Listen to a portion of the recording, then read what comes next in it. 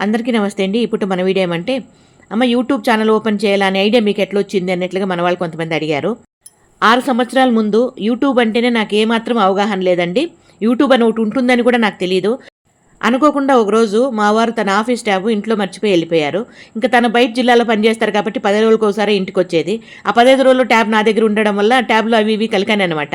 అప్పుడు యూట్యూబ్ అనేది ఒక సింబల్ కనపడింది. దాన్ని టచ్ చేస్తే ఈ రకంగా వీడియోలు అనేది కొన్ని వచ్చాయి. ఆ వీడియోలో 15 రోజులు చూసిన తర్వాత నాకు ఒక ఐడియా వచ్చిందనమాట. మనం చేసే సర్వీసులు కూడా యూట్యూబ్‌లో ఎందుకు పెట్టకూడదు అన్నట్లుగా.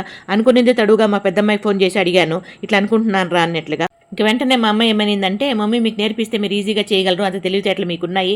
ఖచ్చితంగా చేయగలరు మీరు. దానికని మీకు యూట్యూబ్ ఛానల్ క్రియేట్ చేయిస్తాను అన్నట్లుగా పేరు కూడా తనే మంజులా పవర్ ఛానల్ అని పేరు పెట్టి యూట్యూబ్ ఛానల్ అయితే క్రియేట్ చేయించింది. అప్పటి నుండి ఇప్పటి వరకు కూడా మీ అందరూ ఆదరణ అభిమానం పొందుతున్నాననమాట.